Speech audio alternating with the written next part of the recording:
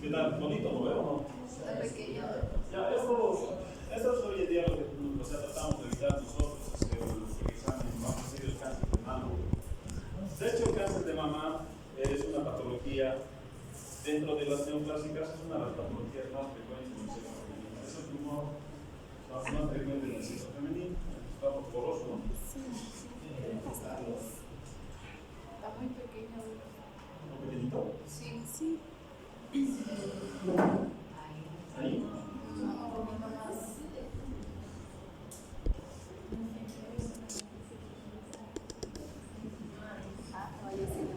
A ver, vamos a continuar de tomar la clase y espero que le pongan atención porque realmente es lamentable llegar a este tipo de situaciones, que son patologías, que son, vamos a decir, enfermedades de salud pública que se pueden prevenir y que pueden evitar muchos casos de mortalidad, porque el cáncer de mama es uno de los cánceres más agresivos, después vamos a decir el ovario, ¿no? Ahora, esta patología más o menos, como ven acá, ya es más o menos 460,000 casos por año. ¿Ya? Y se va a presentar en esa franja de edad. Miren, tenemos uno de cada 8 a 12 mujeres en el transcurso de su vida va a desarrollar una patología de mama. Y la edad más frecuente es, vamos a decir, entre los 45 y 65 años. Entonces yo me quedaría con esta diapositiva con eso, que es una patología frecuente entre los 45 y 65 años. ¿Ya? Y la supervivencia, vean, en países desarrollados, estamos hablando de países que tienen un sistema de salud, vamos a decir, completo, público, como Estados Unidos, Europa, vean que solamente el 80% sobrevive a 5 años. Vamos a decir, no tenemos una estadística acá en Bolivia, porque en Bolivia no hay, vamos a decir, datos estadísticos sobre cáncer que nos puedan hablar de cuál es la situación que tenemos, pero casi les puedo asegurar que nosotros no llegamos ni al 50% de 5 años. O sea, que cuando ya nosotros hacemos el diagnóstico de cáncer, primero que no tenemos profesionales formados, no tenemos centros hospitalarios con capacidad de quimio, de terapia como para darle el tratamiento. Entonces, ¿qué quiere decir? Que si nosotros no identificamos esta patología a tiempo, se nos escapa de las manos y muy pocas veces podemos hacer algo. ¿Ya? Entonces, en la medida de lo que es posible, ustedes van a tener que encargarse de esta patología. Entonces, la incidencia, ya para que vean, a veces, muchas veces, o sea, con los ojos es por donde más entra, ya que ahí estamos viendo la incidencia y la mortalidad, vamos a decir, en el sexo femenino, y vean, vamos a ver la localización del cáncer de mama, es el principal. Entonces es la principal causa neoplásica en el sexo femenino. ¿Estamos? Ya después viene el resto de patologías. ¿Sí? Ahora, ¿qué es cuando ustedes les preguntan cuáles son los factores de riesgo? ¿Qué podrían decir ustedes de los factores de riesgo? ¿Ustedes saben de los factores de riesgo o no? Mujeres. Es una patología. Cuando estamos hablando de próstata, de pulmón, lo contar los hombres. ¿Cuáles son los factores de riesgo de una mujer? Ya, para que más o menos se entiendan, porque esto es una cosa que ustedes se van a acordar, todos los factores de riesgo están, vamos a decir, con una hiperestimulación estrogénica de la glándula mamaria. ¿Quién estaba encargado? Por eso les decía lo que les decía en la anterior clase. ¿Quién estaba encargado del desarrollo de los túbulos, del sistema tubular de la glándula mamaria? ¿Qué hormona? Los estrógenos. La progesterona estaba desarrollada con la proliferación y maduración de los acidos. Entonces ya les digo, o sea, esto es lógico, chicos, que no se olviden de esto, porque sé que se los van a preguntar. Todo lo que hace que en una mujer haya un estado de hiperestimulación estrogénica está relacionado con el cáncer de mama, así de sencillo. Y ahora vamos a ver esos factores de riesgo, vean. ¿Ya? Como ustedes han dicho, los factores familiares, heredos familiares, es una cosa que sí, evidentemente tiene una alta penetración, especialmente esos marcadores tumorales, el BRCA1 y el BRCA2. ¿Ya? Se los he puesto así con crucecitas, ¿por qué? Porque estamos viendo de los factores que vamos a decir relacionados con el cáncer de mama de mayor, o sea, de incidencia a menor incidencia. ¿Ya? Todos los antecedentes familiares, o sea, cuando se preguntaban antecedentes de cáncer de mama, os digo, factores de riesgo, todos me han dicho, ¿no? Familiares, no hay donde perderse. Después, patología mamaria previa, y vean acá, menopausia tardía, ¿ya? Y menarca precoz. ¿Qué quiere decir? Que la paciente ha tenido su primer periodo menstrual muy temprano y su menopausia muy tardía. ¿Con qué está relacionado esos dos extremos? Con hiperestimulación de estrógeno. ¿Estamos? Y radiación repetida. Nuliparidad, ¿qué quiere decir? Si yo no he tenido ningún hijo, ¿qué pasa? No, nuliparidad, ¿qué quiere decir? Que, o sea, tu ciclo ovárico siempre está produciendo estrógenos. Siempre, no le has dado descanso, vamos a decir, a tu glándula mamária. Entonces, esto también está relacionado, vamos a decir, con el cáncer de mama. Vean, es hiperestimulación estrogénica. El primer embarazo tardío, ¿ya? Antes las mujeres tenían, vamos a decir, el embarazo que se iba a los 16, 18, 17 años, esa es la media, más o menos. Estamos hablando de los 50, 60, 70, 80, ¿no? Hoy en día, ¿a qué edad creen que es el primer embarazo? Escapó entre los 30 y 35, ¿verdad? 30 a 35 años, la mayoría de las personas, nosotros lo conocemos, hacemos un estudio, hoy en día, el primer embarazo está más o menos entre los 30 a 35 años. ¿Ya? Entonces, si tengo un embarazo tardío, esto también me va a condicionar a un estado hiperestrogénico. Estamos a una estimulación continua de la glándula mamaria. Después tenemos la lactancia corta o artificial. ¿Qué pasa cuando nosotros tenemos lactancia? Entramos en un periodo de amenorrea, ¿no? Bueno, después del parto, más o menos 3, 4 meses, se tendría que estar regresando el periodo. Pero si yo no le doy lactancia al neonato, ¿cuánto tiempo creo que va a regresar el periodo de esa mujer? Un mes, a los 2 meses. Incluso algunas mujeres ni se dan cuenta que están nuevamente embarazadas.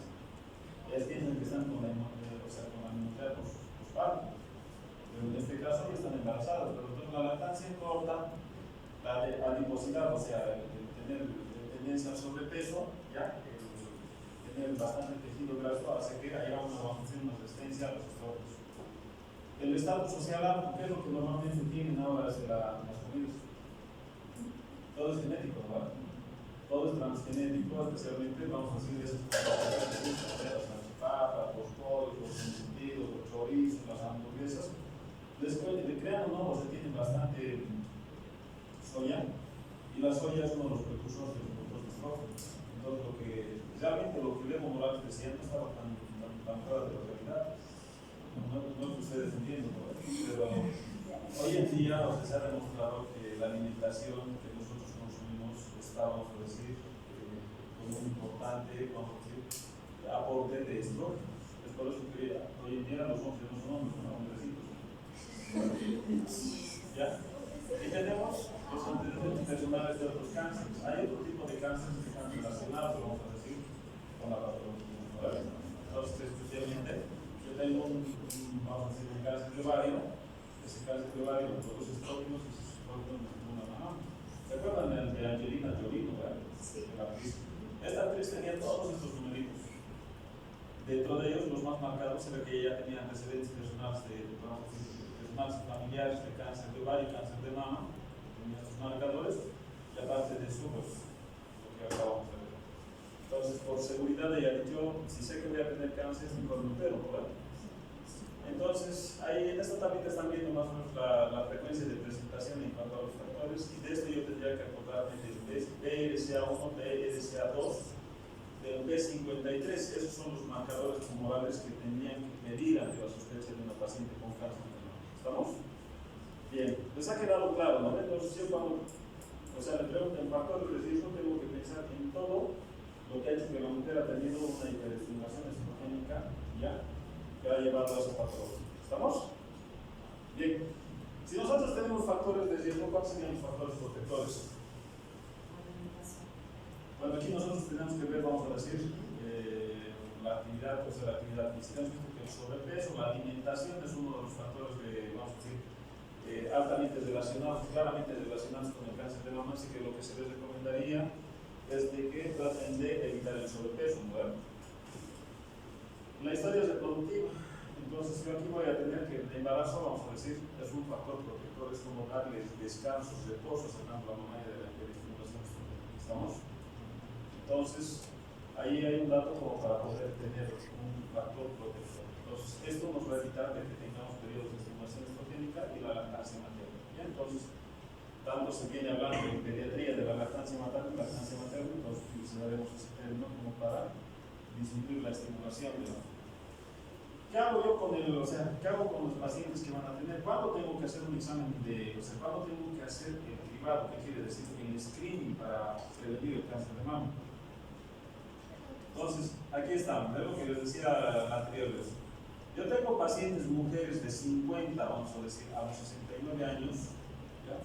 Y en esas pacientes les tengo que hacer, aparte del autoexamen que ustedes tienen que hacer rutinario, o sea, lo tienen que hacer mensual, o cuando venga una persona a su consulta médica general, y sea mujer y esté en este grupo de entonces ustedes me tienen que hacer el examen de mama, con las connotaciones que ya les he explicado. Entonces, a estas pacientes, ¿ya? Si yo toco en el examen físico, ¿sí? una masita o algo que me haga sospechar, entonces, ¿qué le voy a pedir? ¿Ecografía o mamografía? Mamografía. Entonces, ante la mínima sospecha en el grupo de riesgo, 50 69 años, el primer estudio que tiene que solicitar es una mamografía. Y ese estudio se tiene que solicitar cada 2 años. ¿Ya? El Papa Nicolau, ¿cada qué tiempo solicita? Cada año. ¿Verdad? Entonces, ya vayan acostumbrándose que la mamografía se tendría que realizar, vamos a decir, en las mujeres ya por lo menos de forma bianual. ¿Ya? El grupo de mujeres, vamos a decir, entre los 40 y los... Ya voy a hablar del grupo de entre 40 y 49 años. Entonces, este es el grupo, vamos a decir, que es controvertido, no hay una guía clara. Pero sobre estas mujeres, lo que yo tengo que buscar son los factores de riesgo. O sea, ¿qué quiere decir? Que esa paciente mulípara, que nunca ha dado lactancia, que ha tenido una menopausia tardía, que ha tenido una menarca precoz. Entonces, en esas pacientes, sobre esa paciente es gordita y consume bastante. Un segundito, por favor.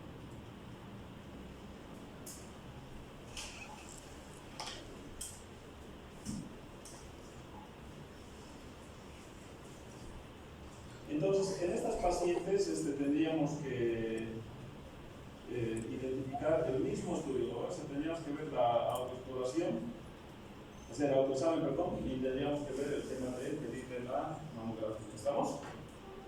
¿Queda claro? Sí. Ya, perfecto. Entonces, ¿cuáles eran las lesiones, la clínica de las lesiones mamarias sospechosas? Sí. Entonces, cuando nosotros teníamos en el examen físico, en la exploración, en la historia clínica, ¿qué teníamos que ver? Si la mastodinia era... ¿Cómo era la mastodinia? Para pensar que es algo sospechoso. ¿Cíclica o no cíclica? ¿Era bilateral o unilateral? Unilateral. ¿Tenía que haber algún tipo de secreción? Sí. ¿Sí tenía que haber secreción?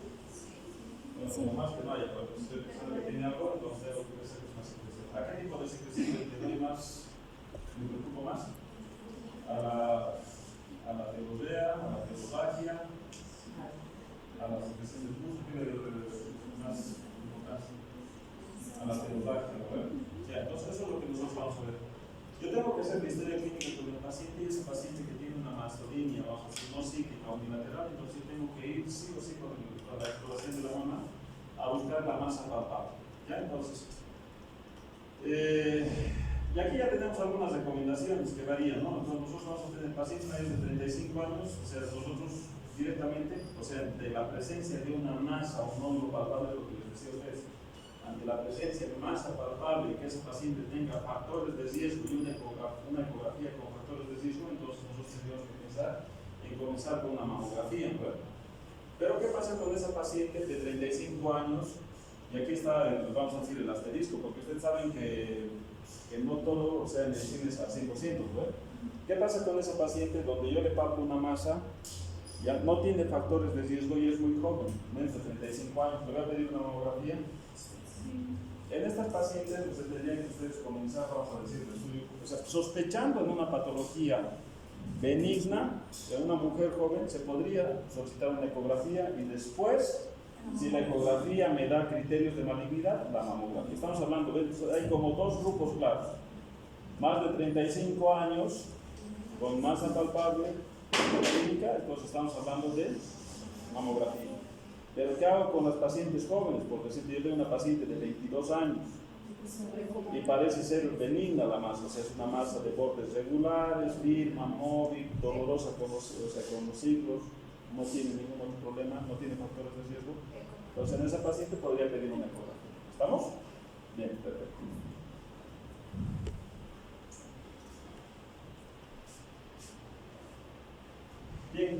¿Qué hago con las adenopatías axilares sospechosas? O sea, ustedes ya están haciendo la exploración, palpo la masa, ¿ya? Y tendría que ver más o menos, ante su aparición, tendrá que realizar lo siguiente. O sea, tengo que hacer la anamnesis y la exploración, preguntar a la paciente, ¿le duele, no le duele? ¿Hace cuánto tiempo viene palpando esa masa? ¿Ya? Y tengo que buscar, así como dice la diapositiva, tengo que buscar otra patología, porque imagínense, yo tengo una paciente de 35 años, ahí tiene factores de riesgo, y me dice, me duele aquí en la mama, o sea, en la axila, perdón, me palpa una masa en la axila. Y esa paciente, o sea, vamos a decir, en el estudio ustedes tendrían que determinar si esa, vamos a decir, alteración es secundaria a una patología de la glándula mamaria, o puede ser una adenopatía, ¿por qué? Porque haya tenido una infección. Ustedes saben que, por decir, una infección de la faringe, o una infección urinaria, una infección, vamos a decir, qué sé yo, abdominal, torácica, puede tener un ganglio reactivo en la parte. Entonces, no toda adenopatía en la región axilar, vamos a decir, de entrada es malo, ¿no? Pero tengo que tener mucho cuidado, ¿por qué? Porque tampoco puedo descartar esa posibilidad. O sea, ¿qué quiere decir? Yo tengo un ganglio axilar, tengo un ganglio axilar doloroso y tengo que determinar, ¿es por patología mamaria o es patología extra mamaria? ¿Ya? Entonces, veo primero eso. Luego, después de que yo hago eso, si en mi anamnesis, o sea, tengo alta sospecha de que puede ser neoplásico, ¿ya? Yo tendría que pensar, vamos a decir, en hacerle, en este caso, ¿ya?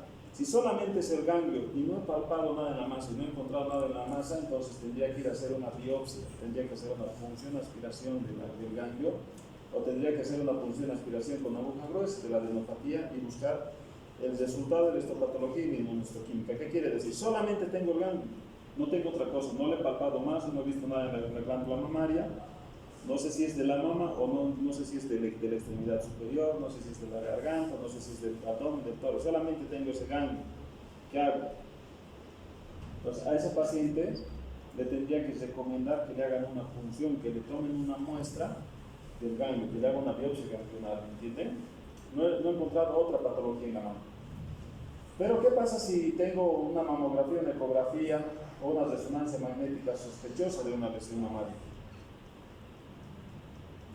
Entonces aquí ya la paciente entra en un estudio, vamos a decir, citológico, ya vamos a decir en un estudio de extensión de la glándula mamaria. Entonces estamos diciendo, ganglio axilar, sin patología mamaria, sin foco de origen, tengo que estudiar el ganglio. Pero si tengo, vamos a decir, un ganglio y tengo una masa en la glándula mamaria, entonces tengo que hacer todo el estudio, ¿va?, del tumor que tengo en la glándula mamaria. ¿Está bien?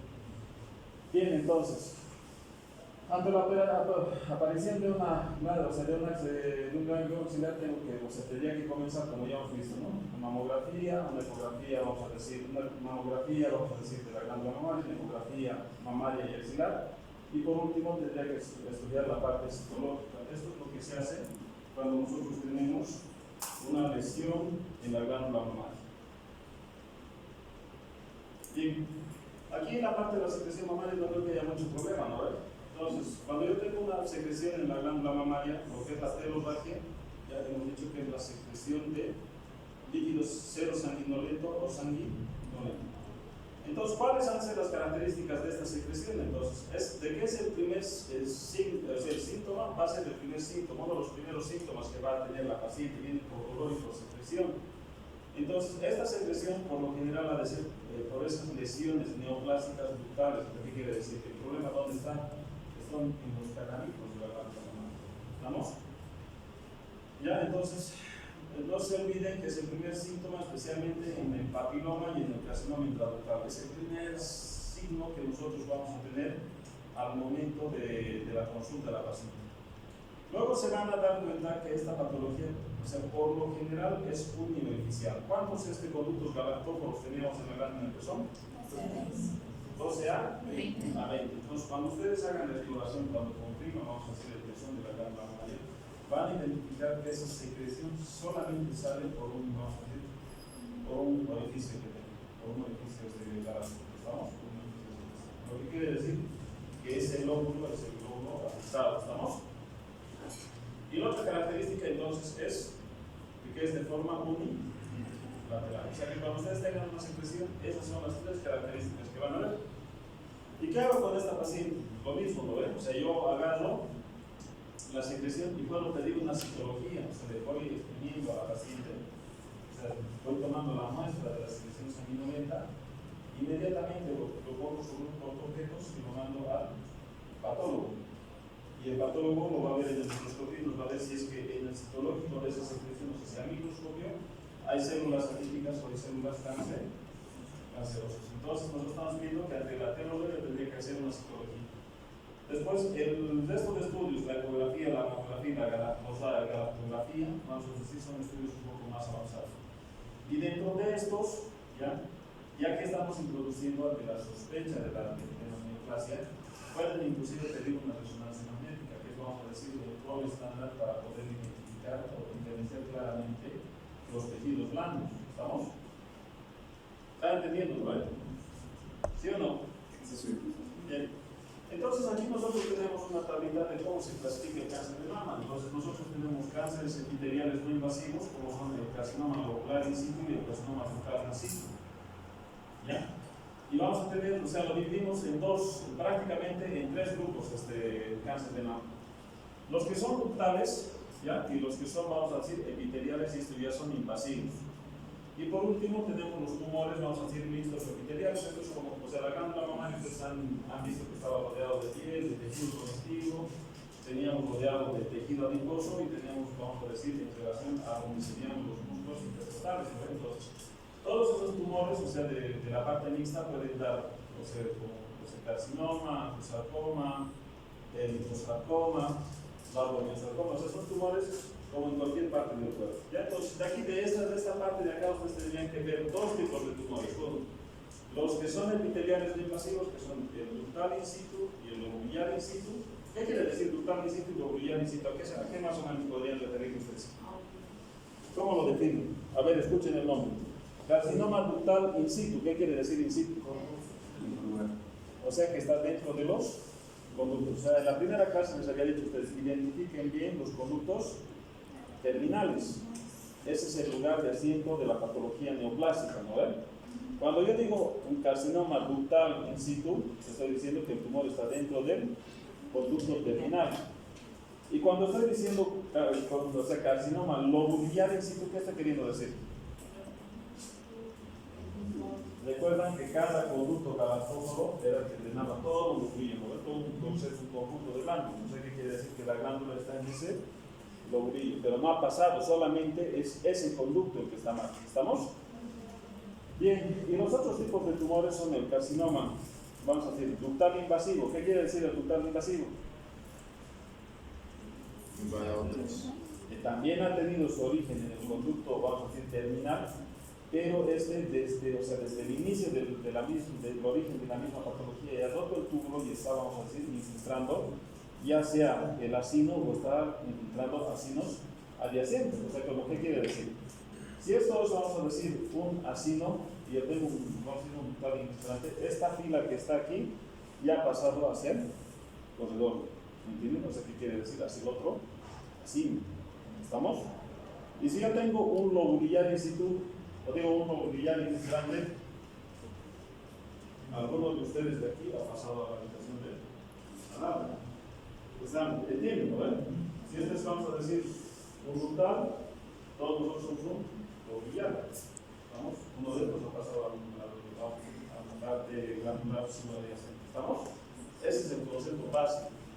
Y obviamente del ductal invasivo nosotros tenemos una serie de, vamos a decir, de subtipos de tumores y cada uno de estos tumores tiene una particularidad.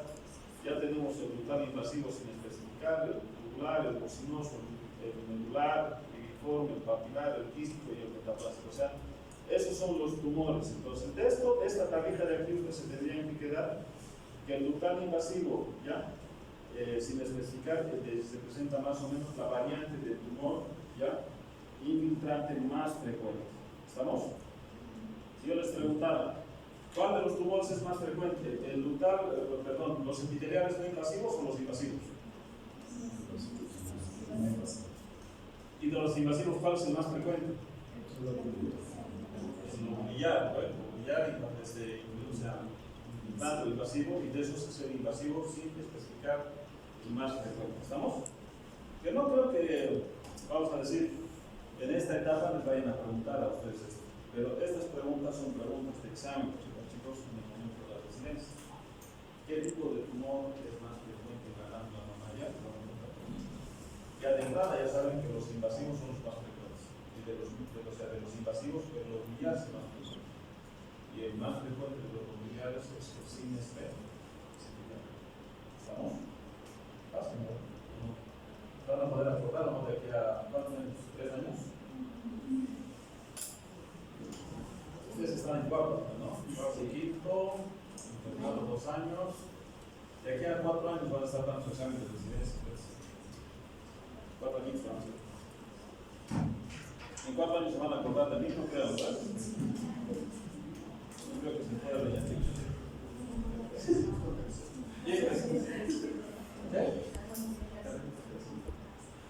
No está hablando de su examen de grado. A mí el examen de grado me parece un chiste, por si acaso, la residencia. El examen de residencia, cuando les van a, así los van a servir como si fueran harina de la moledora, ¿me entiendes? Solamente los que son finitos pasan así, entonces no se cremoso. ¿Ya? Entonces, yo hago la mamografía y ¿qué voy a ver? Pues yo he hecho el examen físico, he hecho la historia clínica, he hecho el examen físico de la paciente y tengo que ver la mamografía. En cuanto a la mamografía, los principales hallazgos son estos, chicos, los que ustedes tienen que ver, los nódulos.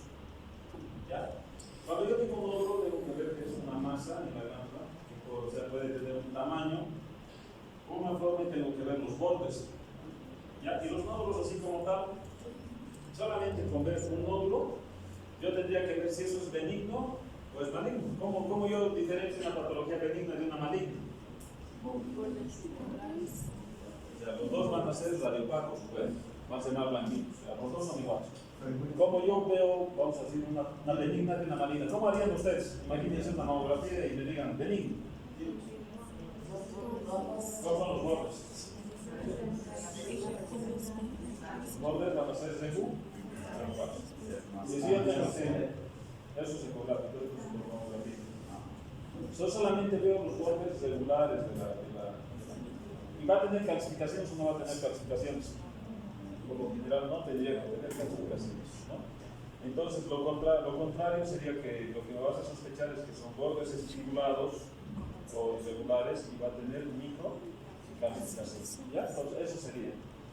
Ahí estamos viendo las calcificaciones. Las calcificaciones en el carcinoma in situ, ¿ya? Generalmente son más frecuentes en el carcinoma in situ, en el 20-40% de los casos. ¿Ya? La distorsión del tejido glandular. Y por último vamos a tener hallazgos asociados. Ya esto ya no es de la mamografía, estos hallazgos asociados son de la exploración. Aquí yo estoy viendo retracción del pezón, estoy viendo eritema cutáneo, piel de naranja, o algunas secreciones de todo el pezón. Esos son los hallazgos asociados a la mamografía. Estamos viendo criterios que nos hagan sospechar o benignidad o malignidad de la patología. Y si yo les pongo esa imagen, ¿ustedes qué me dijeron? ¿O saben que es maligno?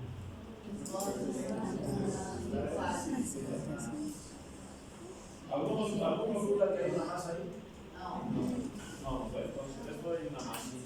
¿Qué es lo primero que tengo que saber de la paciente? La historia clínica.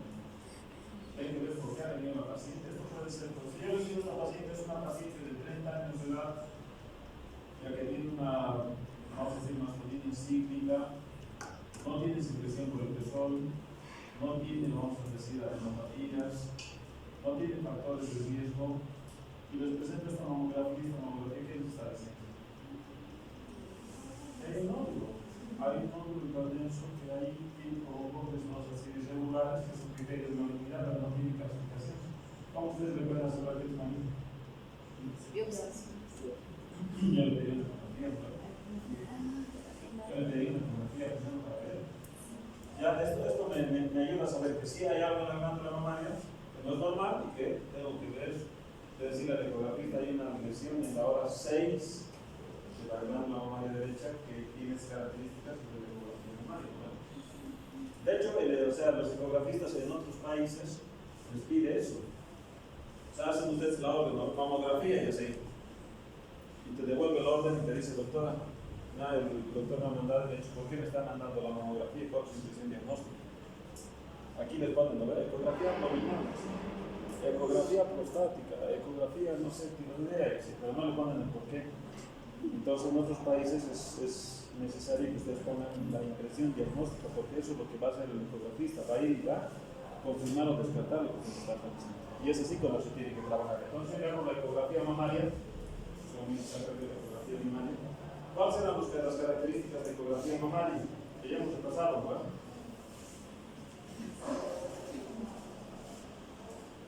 ¿Cuáles eran los criterios de malignidad de ecografía mamaria?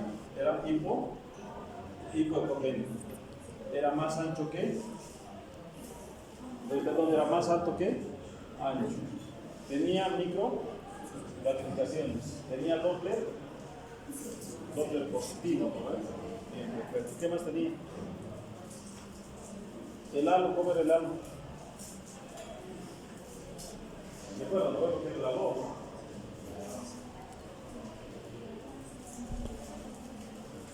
Bien, el halo, teníamos que ver el halo que sería incompleto o ausente, ¿ya? Y teníamos por último vamos a decir la liquidez del tejido. Una vez que nosotros hacemos, vamos a decir, esa patología, nosotros teníamos que ver el filas, donde nosotros estamos viendo que el FISAPS 1, ya en esta parte del gráfico, la glándula tiroidea, hay diversos tiroides. Perdón. Vamos a pasar esto, ¿ya? Después les voy a pasar el FISAPS de la glándula tiroidea. Ya, nosotros tenemos aquí indicaciones de resonancia magnética. ¿Cuáles han sido las indicaciones de la resonancia magnética? O sea, yo he hecho, vamos a decir, la mamografía, he hecho, vamos a decir, la ecografía, y en algunos casos podría inclusive pedir, vamos a decir, la resonancia magnética. Esto es muy raro, chicos, pero cuando se pide, cuando hay carcinoma de mamas densas, ¿qué quiere decir? Esas mamas voluminosas, ¿no ven? Hay algunas glándulas mamarias que por el importante tejido adiposo es muy difícil ver alguna lesión o algún cambio de densidad o de densidad en la ecografía. Luego tendríamos que ver la posibilidad de un carcinoma in situ extenso con posibilidad de, o sea, hay que ver un carcinoma in situ, pero donde yo le voy a plantear a la paciente una cirugía conservadora. Esa es una indicación. O sea, yo estoy viendo un tumor muy localizado, que el patólogo me ha dicho que es un tumor, un carcinoma in situ, y a este paciente yo le voy a tratar, vamos a decir, de forma conservadora. ¿En qué pacientes creen que pasaría esto? En los pacientes jóvenes, bueno. Una paciente, vamos a decir, joven de 25, 20 años, así, ha venido y se le han encontrado una masa, le han hecho la punción, ha salido neoplásico y a esta paciente le tienes que plantear conducta quirúrgica, no hay de otra, no tiene cambios axilares. Entonces, ¿le mandarían a hacer una mastectomía radical o no? ¿Sí o no? Depende. ¿Depende de qué? Si la paciente hace menor. Yo creo que no hay una mujer en la edad de 20, 25 años que me diga una mastectomía. ¿O alguno de ustedes le gustaría? Se podría, ¿no? Pero en este tipo de situaciones, cuando el tumor solamente es infiltrante, o sea, cuando es cuando el ductal in situ, hemos dicho que está dentro del conductito, solamente está ahí, entonces podríamos plantearle una cirugía conservadora, pero como yo voy a estar seguro que no ha invadido ninguna estructura, es a través de la resonancia magnética. ¿Estamos? Después tenemos la enfermedad de Paget con tumor visible en la mamografía o en la ecografía. Esa es otra posibilidad de pedirle la tomografía. Carcinomas multifocales, ¿qué quiere decir? Que dentro de la misma glándula existe la posibilidad de que tenga más de un tumor dentro de la misma glándula, ¿ya? Como también puede ser la posibilidad de que tenga bilaterales. O sea, como ustedes están viendo aquí, la resonancia magnética es un estudio, es el gold estándar para que yo pueda ubicar y delimitar, vamos a decir, el tipo de tumor que nosotros tenemos. ¿Estamos? Ese sería el gold estándar, la prueba de referencia.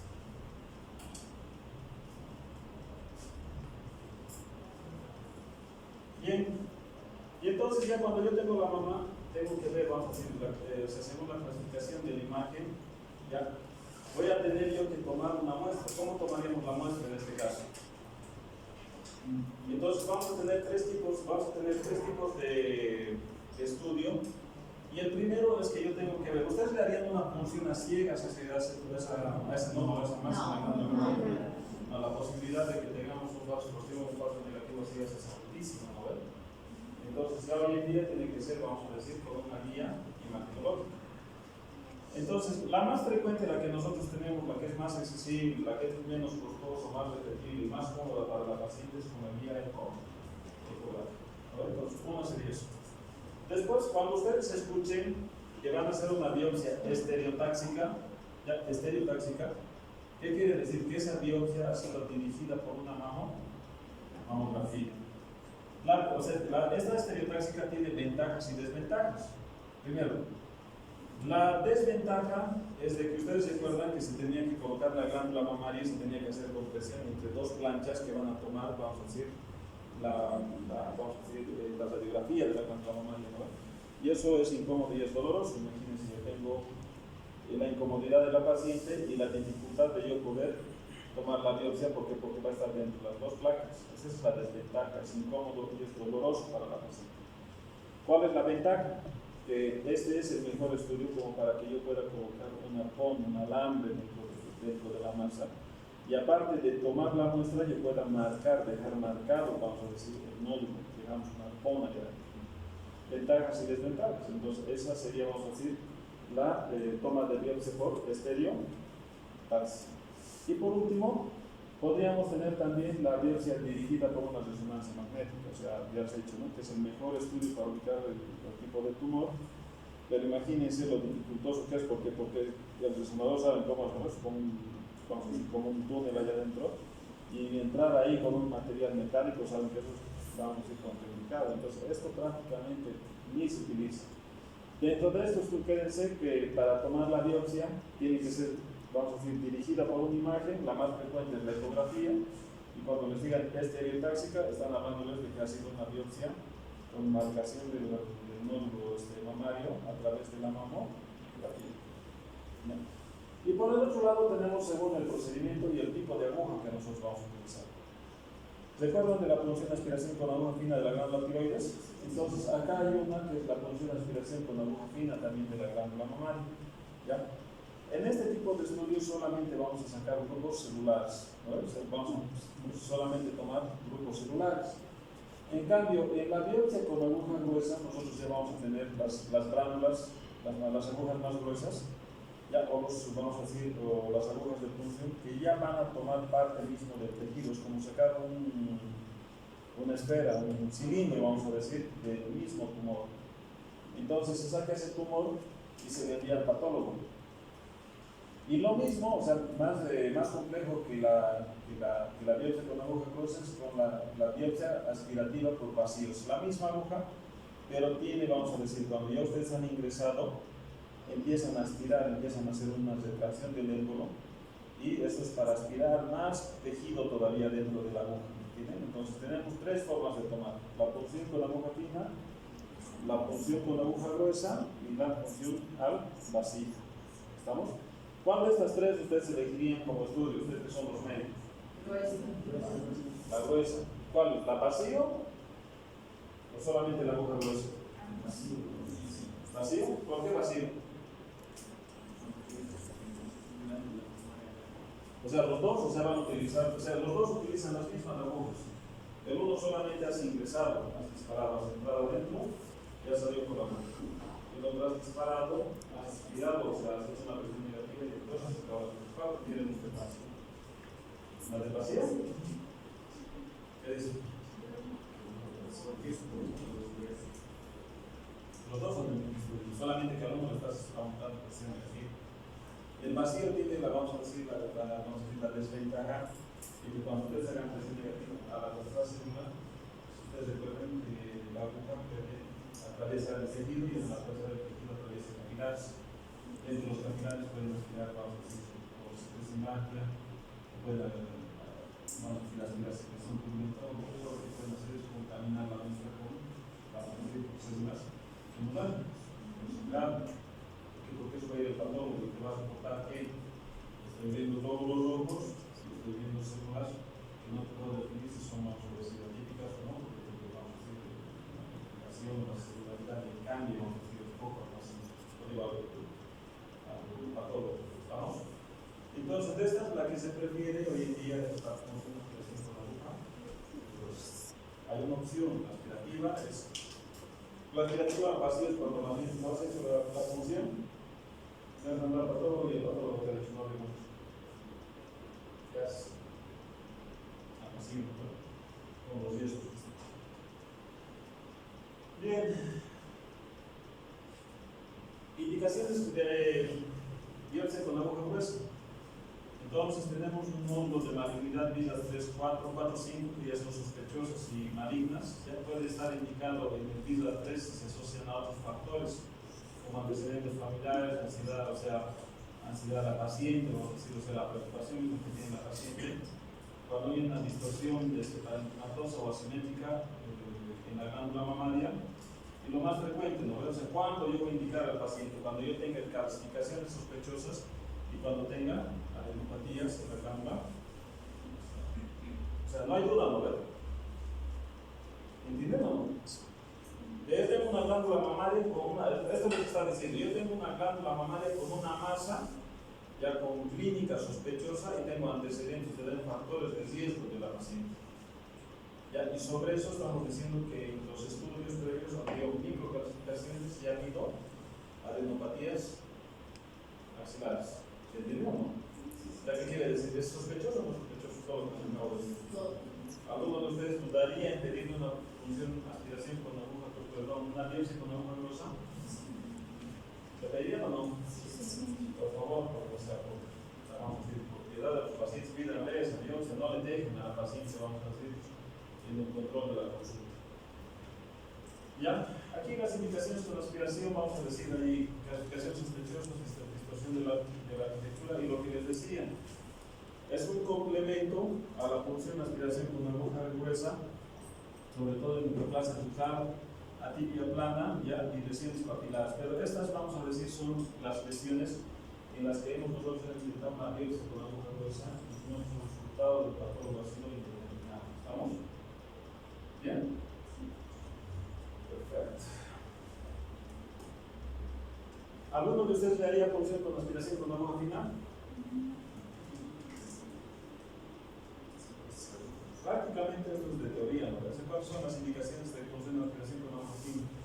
Ya estos porcentajes, o sea, lo que les decía, ¿no? Tiene un porcentaje elevado de muestras insuficientes en falsos negativos. ¿Qué quiere decir? Que de las otras dos pruebas esta es la menos utilizada, ¿no? Y ahí aquí nosotros podemos tener dos tipos de indicaciones: adenopatías axilares sospechosas de malignidad o como alternativa a la biopsia y ya en caso de eczema. Esto es muy clarísimo. O sea, prácticamente la función de aspiración con aguja final en la glándula mamaria ha quedado en desuso. Ya entonces en desuso ya no estamos subiendo. Y vamos a decir que el otro concepto es el marcaje de lesiones, ya así previo a procedimientos quirúrgicos, colocación de la metálica. Es lo que les decía. Este procedimiento, o sea, después de que yo le hago la punción, especialmente en la estereotaxia, yo tengo que colocar un hilo con un alambre metálico que va a estar dentro de la glándula mamaria, que nos va a identificar la localización y nos va a poder facilitar, vamos a decir, la ubicación del nódulo tiroideo, del nódulo mamario en el momento de la cirugía. Es como si tuviera un hilito que voy a recorrer y voy a llegar al mismo tumor. ¿Entienden? Aquí tenemos la clasificación, lo que nosotros habíamos visto en la anterior. Tenemos clasificaciones inflamatorias, tenemos clasificaciones, vamos a decir, tumores benignos, y lo que estamos viendo el día de hoy. Tenemos dos tipos de tumores, y eso es lo que les tiene que quedar de esta clase. Tenemos el tumor in situ, que habíamos dicho que tenía de dos variedades. Ahora teníamos el tumor in situ, ¿ya? Ductal in situ, tenemos el tumor nodular in situ. Y por el otro lado teníamos el carcinoma ductal invasivo y teníamos el carcinoma nodular invasivo. ¿Estamos? Bien. ¿Cómo se produce esto normalmente? Nosotros tenemos acá, imagínense, estas son las secciones de los cortes de los distintos tumores. Ya en la parte superior yo estoy viendo, vamos a decir, el túbulo terminal, ya seccionado transversalmente. Esa es la parte superior de acá. Este es un túbulo normal, ya tiene su epitelio completo, ya, y su membrana basal. Entonces esa es la parte normal. Ya aquí empieza, vamos a decir, a ver, de lo menos complejo a lo más complejo. Ya tenemos atipias epiteliales planas, que son, vamos a decir, hiperproliferación de la parte epitelial. Aquí tenemos una hiperplasia ductal, vamos a decir, atípica, ya, donde ya prácticamente está, vamos a decir, poblando todo lo que sería el conducto. Y aquí estamos con el carcinoma ductal. Si ustedes ven todo esto, es una, vamos a decir, un abanico de grupos celulares, pero están todos rodeados por la membrana basal, no ha atravesado la membrana basal. Y en el carcinoma ductal infiltrante ya ha pasado la membrana. Entonces, se ubica, ¿no?, con esta diapositiva. ¿Cuál es la diferencia entre el ductal in situ y el ductal invasivo? Bien, aquí vamos a empezar a pasar entonces un poco sobre las características de cada uno. Esta era la estructura, vamos a decir, granular que nosotros teníamos un conducto galactóforo, vamos a decir el interlobular y el conducto terminal. Entonces, el carcinoma lobular in situ, ¿ya qué quiere decir? Que yo voy a tener una especie de tumor, ya voy a tener un tumor que va a estar localizado, vamos a decir, en el mismo lobulillo. ¿Ha atravesado este lobulillo, ha afectado a los lobulillos adyacentes o no? ¿Ha afectado o no a los lobulillos? Sí. O sea, este es un lobulillar in situ. ¿Qué quiere decir? Que está dentro de lo que sería un conducto, vamos a decir, interlobular. Este es el conducto interlobular, este es el conducto terminal. Y todo esto, vamos a ver si yo le hago un gráfico, todo eso es un lobulillo, ¿no? ¿Se entiende? Si yo tengo un carcinoma lobulillar in situ, este carcinoma que está aquí, este tumor, ¿ha atravesado a este otro lobulillo o no? No, entonces ese es el concepto de, vamos a decir, del carcinoma lobulillar. ¿Estamos?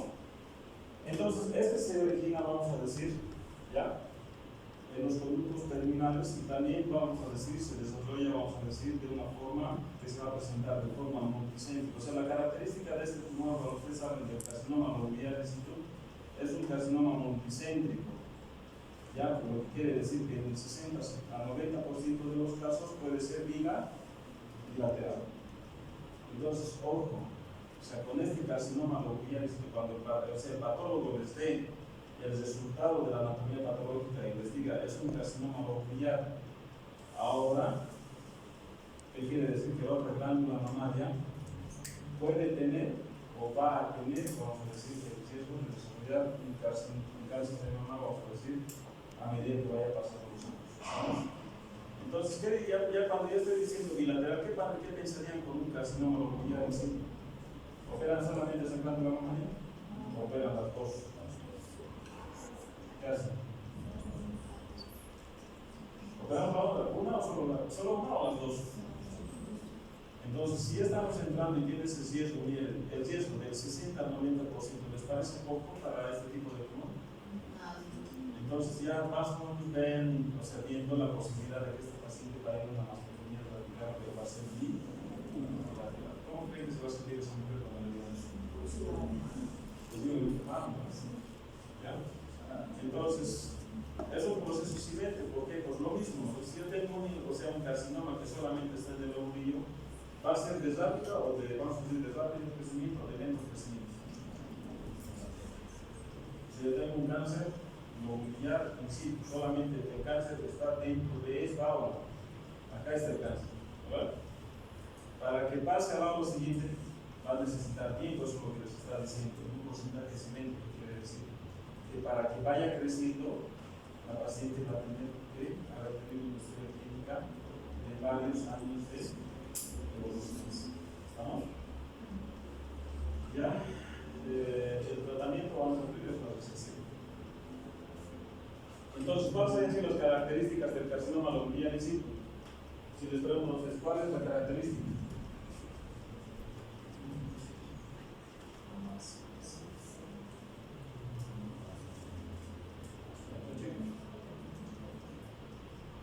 ¿Cuál es la característica del carcinoma lobulillar in situ?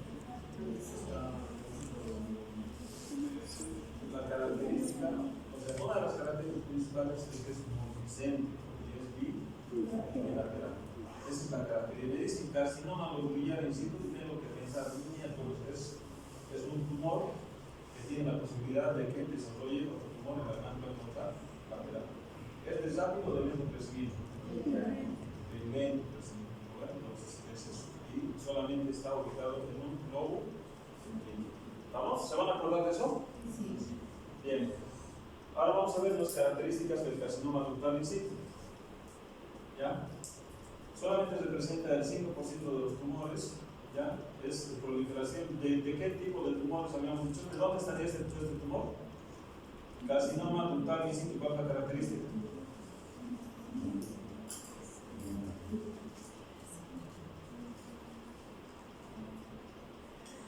Este es el carcinoma ductal in situ. Vean, el tumor está dentro del conducto, no por la membrana basal de ese túbulo, ¿entienden? Entonces, esa es la característica del carcinoma ductal in situ. Yo estoy viendo, vamos a decir, un carcinoma con proliferación del epitelio que recubre todos los conductos menores, que es el crecimiento papilar. O sea, ¿qué quiere decir? Que está dentro del conducto. Ya no ha roto la membrana basal.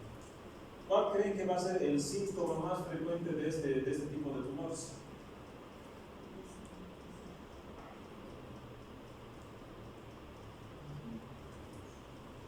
¿Cómo nos vamos a dar cuenta de este tumor?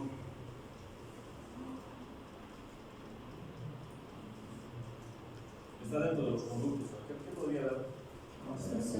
¿Qué? Podría dar un caso, podría dar el más frecuente que son. No, puede dar, pero no. Si está dentro del túbulo, chicos, está creciendo, están proliferando células dentro del conducto. Y lo más frecuente que en este crecimiento la neoformación vascular se rompa, ¿ya? O sangre el tumor. Y si sangre el tumor, ¿qué va a pasar con la señal normal? Va a tener un síntoma muy frecuente que la no.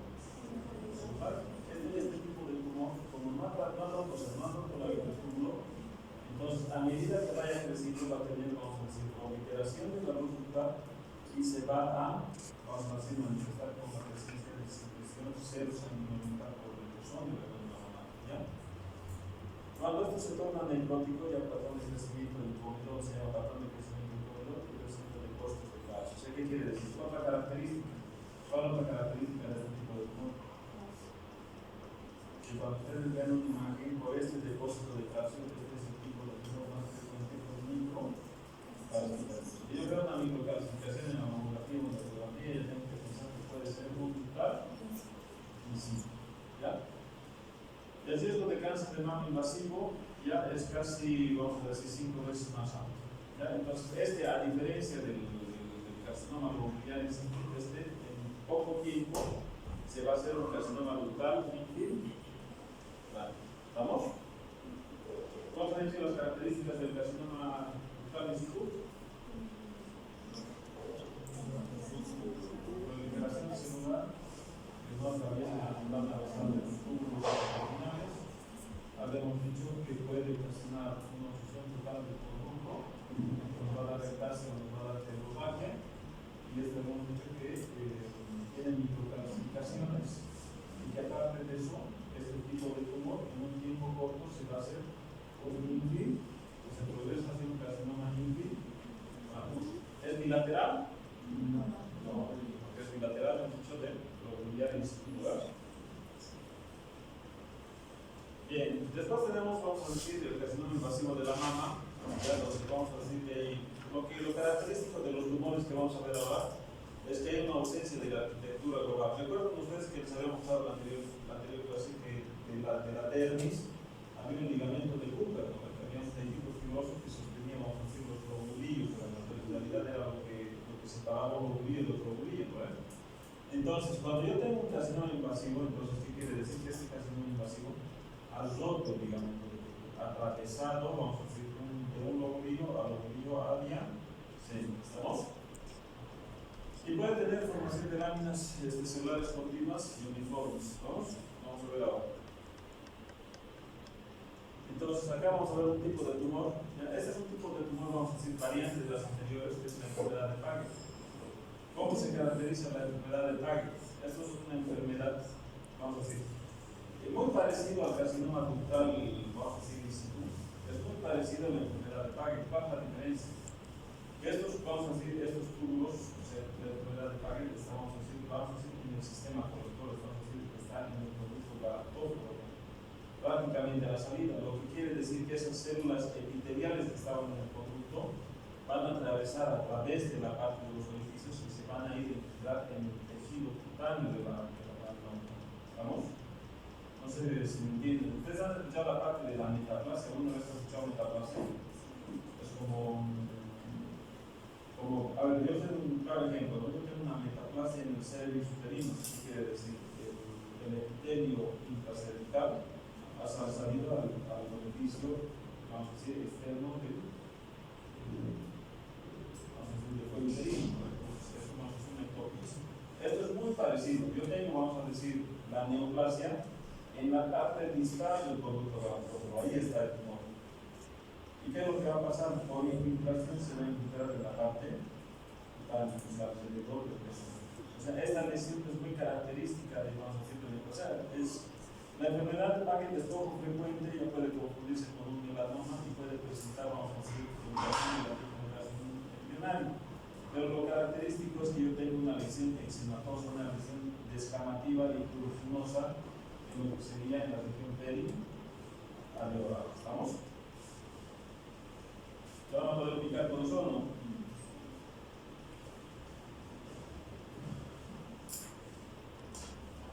Bueno, seguimos con el carcinoma local invasivo. Entonces, lo característico importante es que produce, vamos a decir, residuos, masas.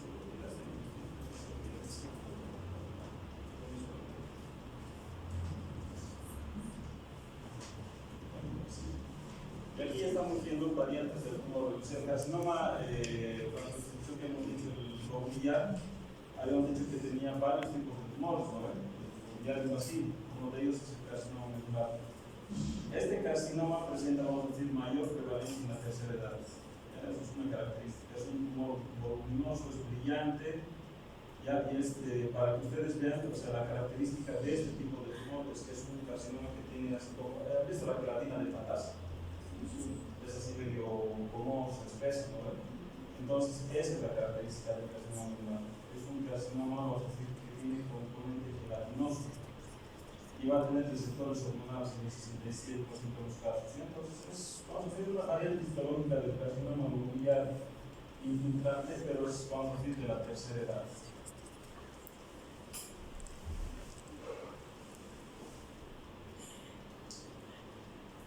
El carcinoma lobulillar invasivo, vamos a decir, son células pequeñas, núcleos redondos, poco frecuentes. O sea, lo característico del carcinoma lobulillar invasivo es como les había dicho, ¿no? Este también es un carcinoma con mucha frecuencia multifocal, multicéntrico y bilateral. ¿Cuál es el otro tipo de carcinoma que también era multicéntrico y bilateral? El lobulillar y el lobulillar invasivo, ambos son bilaterales. O sea que cuando ya me dan, o sea, no es muy difícil vamos a decir, recordar esta parte. Yo tengo un lobulillo, ¿ya? Y ese es el conducto galáctico. Entonces yo tengo aquí un tumor. Este es el lobulillar in situ, ¿verdad? Si este lobulillar in situ ha roto la arquitectura y ha atravesado, vamos a decir, el lobulillo y atraviesa el lobulillo contigo, ¿qué se va a convertir? En un lobulillar invasivo. Y ese lobulillar invasivo va a tener las mismas características. Se tiene que, o sea, es multifocal, es multicéntrico y es bilateral. Ya es también de crecimiento insidioso, vamos a hacer este tipo de tumor. Ahora, ¿qué pensaríamos con esta patología? Si nosotros estamos viendo así, ya más o menos orientando un poco, ¿en qué tipo de tumores podrían pensar una cirugía, vamos a decir, conservadora? ¿Y en qué tipo de tumores podrían pensar una cirugía, vamos a decir, radical? En el brutal podría pensar en la paciente joven, ya vamos a decir, a través de la resonancia magnética, ver si puedo hacerle una local, una posición local de la mamá y conservar, no se puede conservador. Y si ya el patólogo me dice es un lobulillar, ya no hay la posibilidad. Ahora, si me diga insisto, me diga infiltrante, ya me está diciendo es altamente agresivo. ¿Ya? Y entonces, en este tipo de situaciones, tendría que ser una mastectomía no solamente uni, sino tendría que ser bilateral. Bien. Una vez que nos han dado la patología, ¿qué hacemos con la paciente? Ya, antes de la cirugía, ¿qué le pedíamos a la paciente?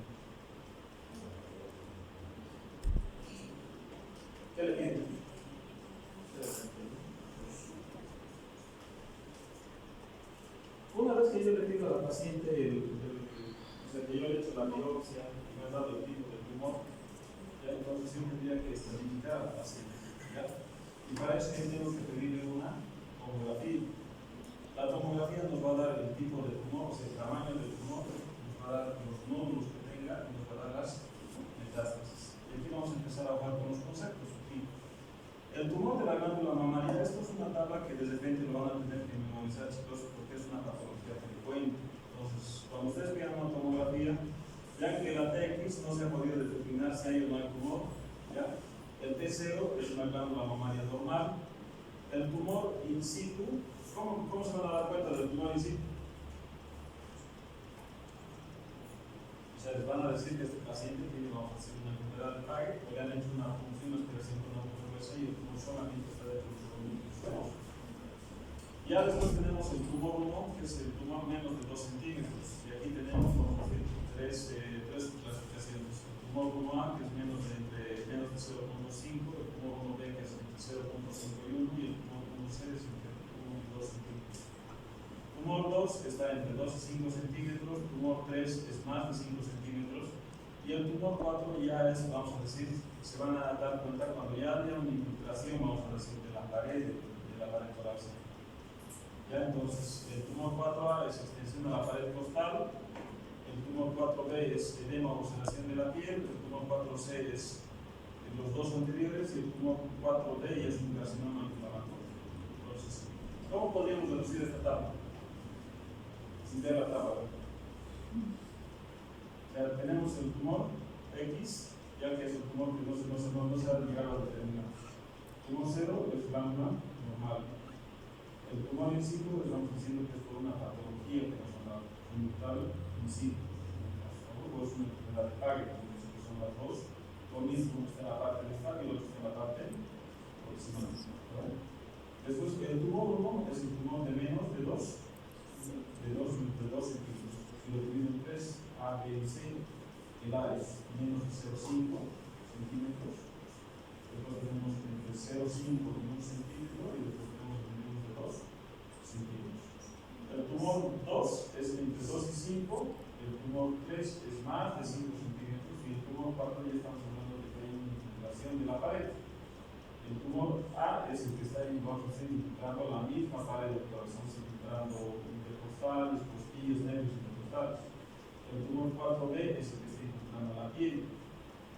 También el tumor 4C es el que está infiltrando, vamos a decir, ambas, infiltrado la pared torácica y infiltrado la piel. Y por último tenemos el carcinoma inflamatorio. Eso está con se los van a preguntar. Ustedes son preguntas, vamos a decir que sí o sí van a entrar, no dentro de nuestros ámbitos, ustedes van a preguntar. Ya, después habíamos visto los N. Los N son, vamos a decir, los ganglios celulares. ¿Ya? Entonces aquí N1 tenemos metástasis. Quédense con esto, de metástasis de 1 a 3 ganglios. ¿Estamos? Tenemos 1 a 3 ganglios. El 2 es entre 4 y 9 y el 3 es más de 10. ¿Hay alguna dificultad con eso? O sea, el N1 es entre 1 y 3. El N2 es entre 4 y 9. Y el N3, vamos a decir, es más de 10. ¿Cuáles eran los niveles ganglionares que teníamos? ¿Cuáles eran los niveles ganglionares? ¿Se acuerdan o no?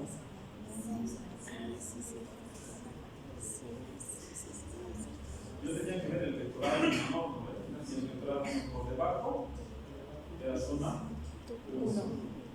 El pectoral era 2, y por encima del pectoral 3. Entonces, eso también es un dato que ustedes tienen que tomar. Y si yo tengo por encima de la clavícula, superclavicular, 4, solamente tenemos 3 niveles ganglionares.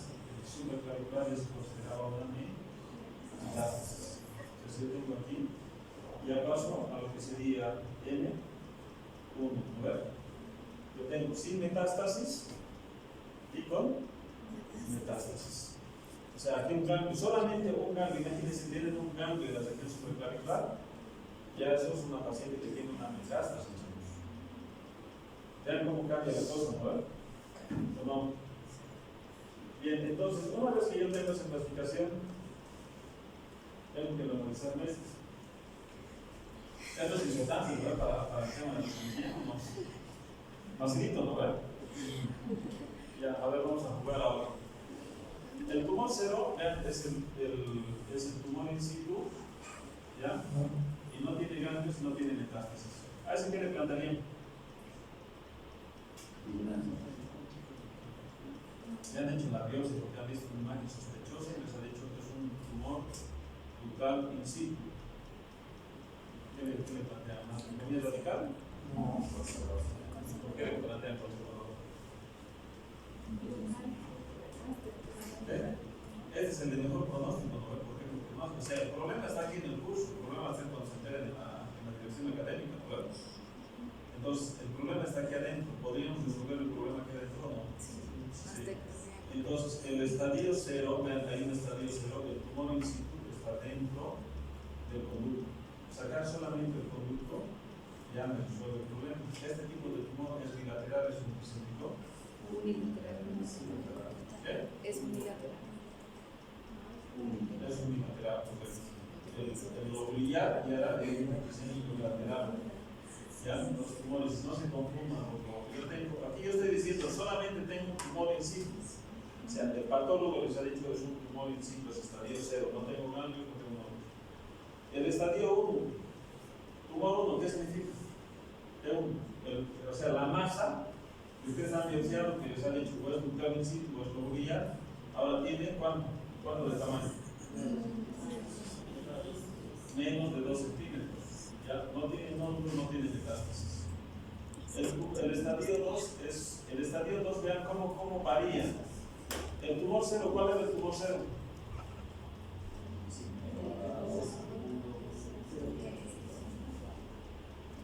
Es el granuloma mamaria que no se ve una imagen sospechosa, no se ve una imagen sospechosa.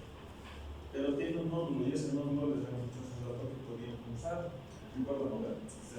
No ha identificado, no sé si es dentro de la glándula o si es fuera de la glándula. Pero yo le pulso la glándula, o sea, la adenopatía y me sale bajo ese lobulillar in situ. ¿Qué hace? Vean cómo, o sea, en esta paciente, en esta patología, tiene un tumor, ya que es un lobulillar, que ya tiene un ganglio, tiene un N1. ¿N1 qué quiere decir? ¿Cuántos ganglios tenía que tener? Tendría que tener 1 a 3 ganglios. Y me tengo que preocupar también por la localización, porque no es lo mismo tener un ganglio en zona 1 que tener en zona 3. Y entonces el estadio 2B ese es el tumor, el 1, el ganglio 1, ¿ya? El tumor 2, ¿qué tipo de tumor es este 2? 2 a 5 centímetros. Y la diferencia es que aquí tiene un ganglio, o sea, no hay ganglios y no hay metástasis.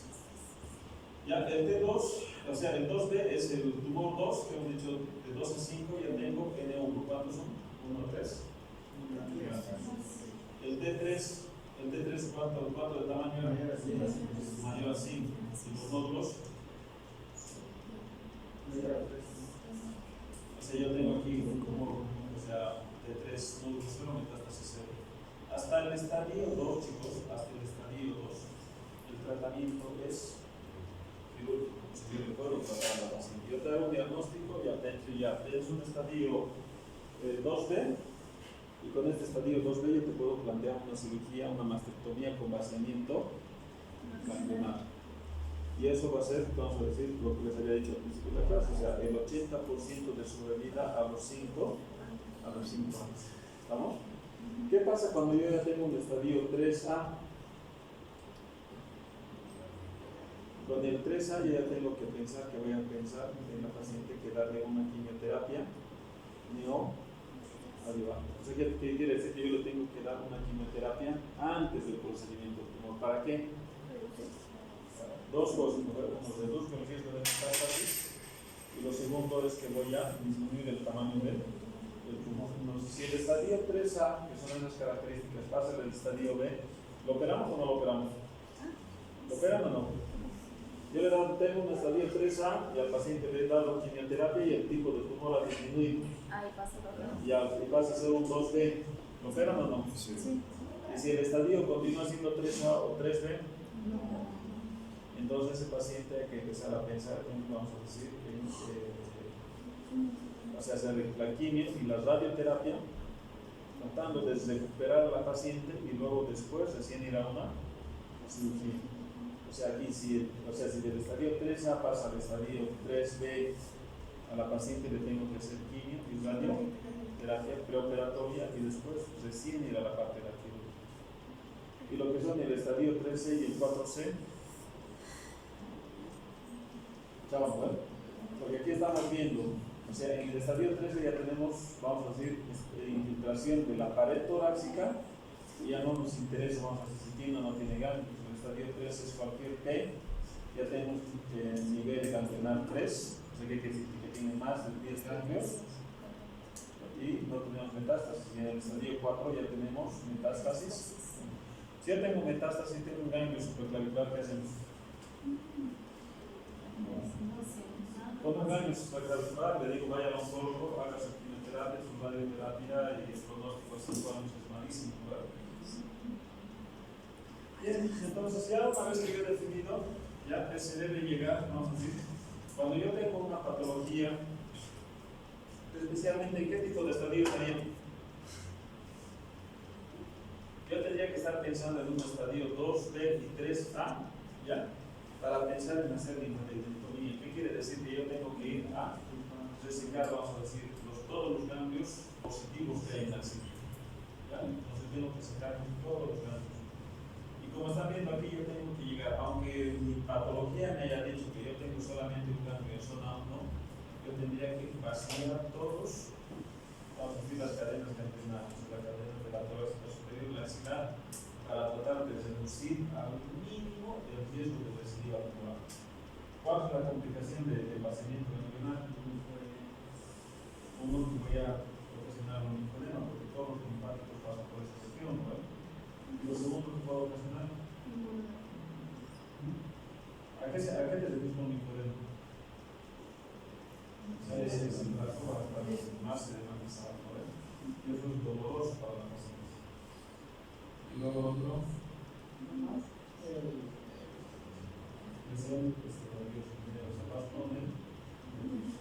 entonces voy a sacar todo. ¿Cuáles son los factores de mal pronóstico? Ya voy a tener, vamos a decir, ganglios afectados, ya el más importante como elemento pronóstico sería. Si yo tengo, vamos a decir, ganglios, tengo un N2, ya como más o menos viene la cosa. Yo tengo un ganglio N2, ¿qué quiere decir? Tengo el 4A, 9 ganglios, pero están en zona 1. Eso es el mejor pronóstico que tenemos, vamos a decir, dos ganglios, o sea, un N1 en zona 3. ¿Es el mejor pronóstico?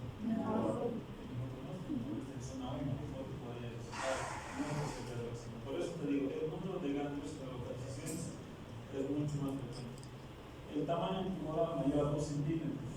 ¿Qué tipo de tamaño de tumor estamos viendo? No, tumor, 2 centímetros.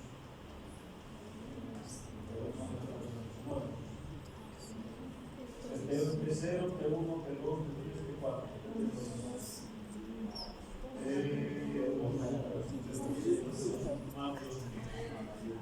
Edad menor de 35 años, el grado histológico G2 o G3, o sea que es moderadamente diferenciado, diferenciado. Ya el cáncer tipo pectoral o costilla, ¿qué tipo de tumor es este? T4, T4. Infiltración cutánea, T4. Multicentricidad, varios tumores en la glándula, invasión vascular o linfadenopatía,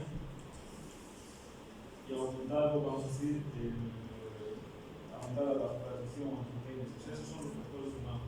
Componente intraocular externo, ya bordes descansos o aspectos que quiere decir que yo no he podido descartar todo la glándula mamaria.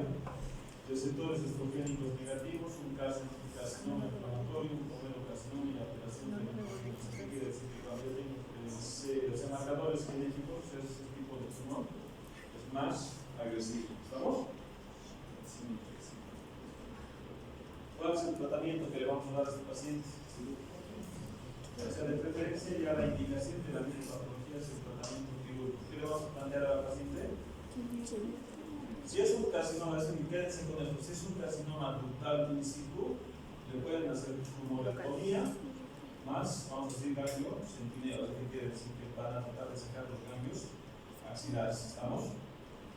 En el resto de tumores, vamos a decir, en el ovular in situ, en el ovular infiltrante, este tipo de tumores son agresivos y tienen que ser una mastectomía radical y de preferencia tiene que ser bilateral. ¿Estamos?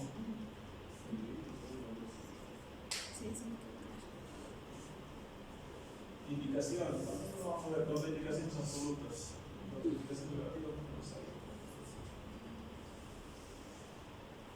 ¿Ya?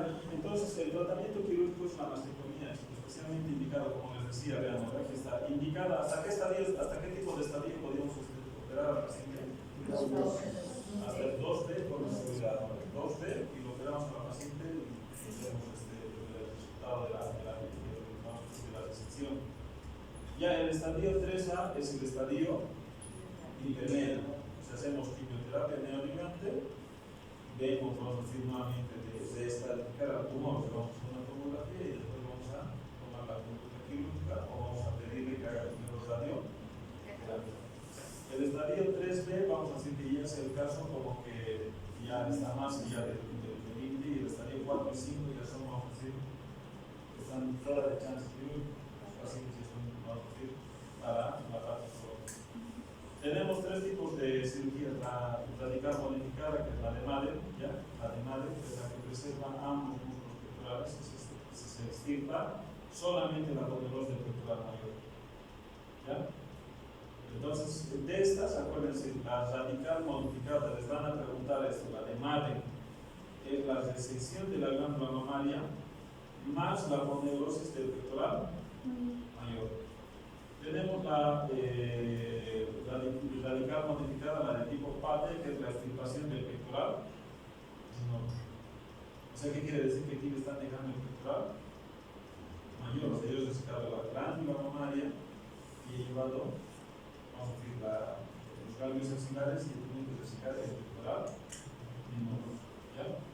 Y la radical tipo Halsted se incluyen ambos músculos pectorales. ¿Ya?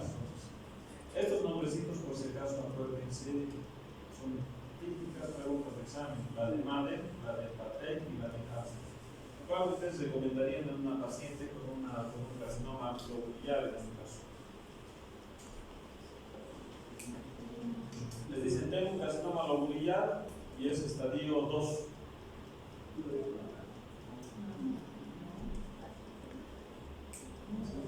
Podrían hacer la de Madden o podrían hacer la de Patek, ¿no?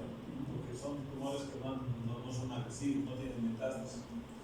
Y si yo tengo lobular estadio 2B, 3, la de Halsted, que tiene que ser agresivo, me llevo el pectoral mayor, el pectoral menor, me llevo los ganglios axilares, prácticamente dejo la partida costal visible, ¿no? Ya después se van a recuperar como curioso. Bien. Ya estas son solamente imágenes de lo que se viene. A ustedes les han debido de hablar, o han debido de escuchar, ¿no? Lo que es el ganglio centinelar. ¿Algunos saben cómo es el ganglio centinelar? ¿No han escuchado el ganglio centinelar?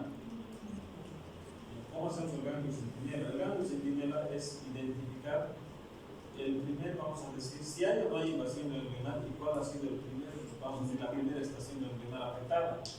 Yo tengo vamos a decir, una masa con la glándula que estoy estudiando, que es neoplasia. Ya me han dado la patología. Yo tengo que saber si es que hay o no hay ganglios, aparte de la tomografía, ¿no? O lo voy a hacer con fines quirúrgicos, porque yo tengo que ir a operar y tengo que saber dónde está ese ganglio. Eso se llama ganglio centinela. Entonces, aquí nosotros lo que estamos viendo, el ganglio centinela se realiza de la siguiente forma. Ustedes agarran el azul que tenemos con una tinta más o menos, y lo que hacen es directamente inyectarlo en el tumor. Lo inyectan en el tumor. Y le dejan pasar más o menos entre unos 5 a 7 días. ¿Qué quiere decir? Inyecto el día de hoy y de aquí a 5 días voy a hacer la lectura. ¿Cómo hago la lectura? O sea, ¿cómo se va? Primero, yo le he inyectado azul de metileno, ¿y qué es lo que va a pasar con el azul de metileno? Va a dar un cambio de coloración en la piel. Ese cambio de coloración en la piel por vía linfática en esos 4 o 5 días, si es que hay infiltración ganglionar, va a ir a marcar, vamos a decir, subcutáneo en otra parte, generalmente de la cadena. ¿Hacia dónde iba el 60-75% del drenaje linfático? Hacia la parte axilar. Entonces se va a ir por lo general hacia la parte axilar y va a haber un cambio de coloración, vamos a decir, en la región axilar. Entonces eso es un ganglio centinela. Si marca por debajo del pectoral menor, es zona 1. Ya si lo voy a ir a identificar quirúrgicamente detrás del pectoral menor, zona 2. Y si está por encima del pectoral, es zona 3. O sea, ese es el primero, o sea, vamos a decir, es el primer cambio de drenaje de ese tumor que ustedes están estudiando. ¿Estamos? Esa es la forma de identificarlo. ¿Ya? Y aquí tenemos, vamos a decir, los niveles ganglionares. El nivel 1, el nivel 2, el nivel 3. ¿Ok? ¿Y eso va? Ya, bueno, pues ahí van entonces, vamos. ¿Cuándo fue examen de cirugía de ver? La siguiente semana. El siguiente viernes. Ayer el niño. Tenemos una clase más todavía, ¿no? Sí, el sábado creo. Viernes. Viernes. Ah, viernes.